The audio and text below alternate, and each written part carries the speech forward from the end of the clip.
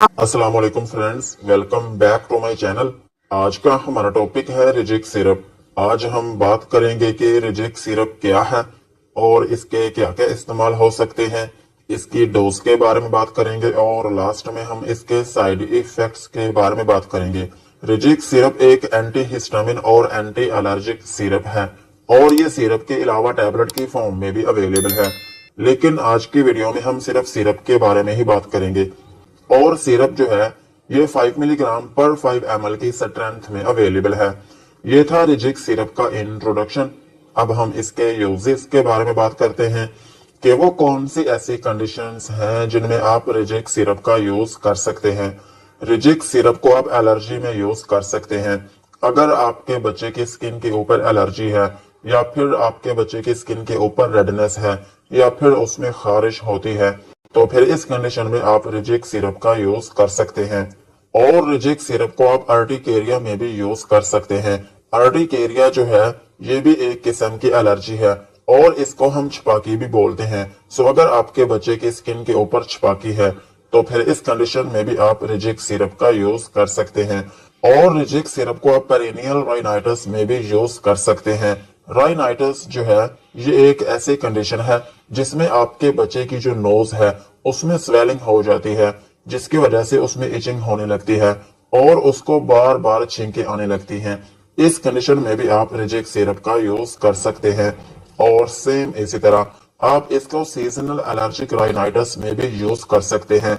Seasonal allergic rhinitis जो है ये भी नोज की ही एक कंडीशन है और इसमें भी यही होता है कि आपके बच्चे की जो नोज है उसमें स्वेलिंग हो जाती है, जिसकी वजह से उसमें इरिटेशन या फिर उसमें इचिंग होने लगती है और उसको बार बार छींके आने लगती हैं। इन दोनों कंडीशंस में आप रिजिक सिरप का यूज कर सकते हैं। और रिजिक सिरप को आप रनी नोज में भी यूज कर सकते हैं। अगर आपके बच्चे की नोज में से पानी बहता रहता है तो फिर इस कंडीशन में भी आप रिजिक सिरप का यूज कर सकते हैं। और सेम इसी तरह आप इसको वाटरी आईज में भी यूज कर सकते हैं। अगर आपके बच्चे की आंखों में से पानी बहता है या फिर आपके बच्चे की आंखों में रेडनेस है या फिर उनमें चुभन होती है या फिर उनमें जलन रहती है एलर्जी की वजह से, तो फिर इस कंडीशन में भी आप रिजिक सिरप का यूज कर सकते हैं। और रिजिक सिरप को आप स्नीजिंग में भी यूज कर सकते हैं। अगर आपके बच्चे को बार बार छींके आती रहती हैं तो फिर इस कंडीशन में भी आप रिजिक सिरप का यूज कर सकते हैं। और रिजिक सिरप का एक अहम यूज ये भी है कि आप इसको कंजक्टिवाइटिस में भी यूज कर सकते हैं। कंजक्टिवाइटिस जो है ये एक ऐसी कंडीशन है जिसमें आपके बच्चे की जो आंखें हैं उनमें रेडनेस हो जाती है, जिसकी वजह से उनमें से पानी बहने लगता है।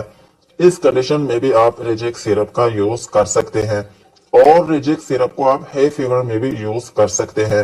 हे फीवर जो है ये भी एक किस्म का एलर्जिक रिएक्शन है और इसमें ये होता है कि आपके बच्चे को बार बार जुकाम होने लगता है और उसको छींके आने लगती हैं। इस कंडीशन में भी आप रिजिक सिरप का यूज कर सकते हैं।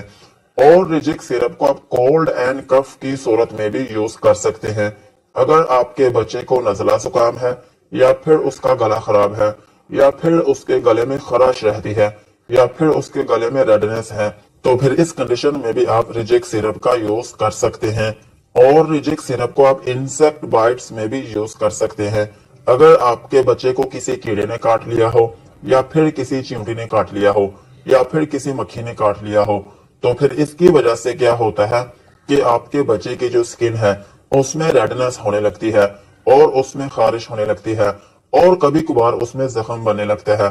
इस कंडीशन में भी आप रिजिक सिरप का यूज कर सकते हैं। ओवरऑल अगर हम बात करें तो रिजिक सिरप जो है ये एक एंटी एलर्जिक सिरप है।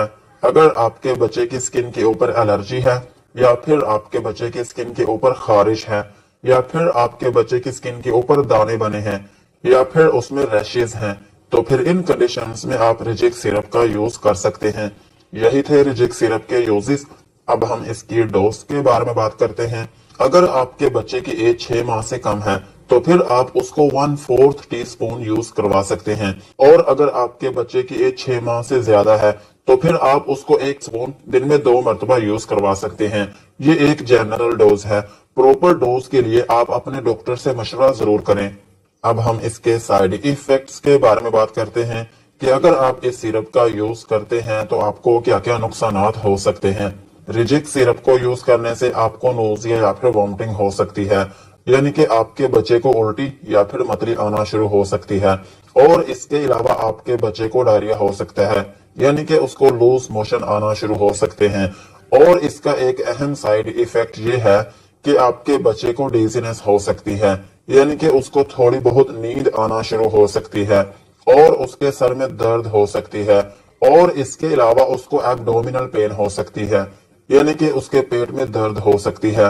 और इसके अलावा आपके बच्चे को कॉन्स्टिपेशन हो सकती है। यही थे रिजिक सिरप के uses, doses and side effects. आज की वीडियो को यहीं पर खत्म करते हैं। वीडियो अच्छी लगी हो तो चैनल को सब्सक्राइब करें एंड बेल आइकन को प्रेस करें।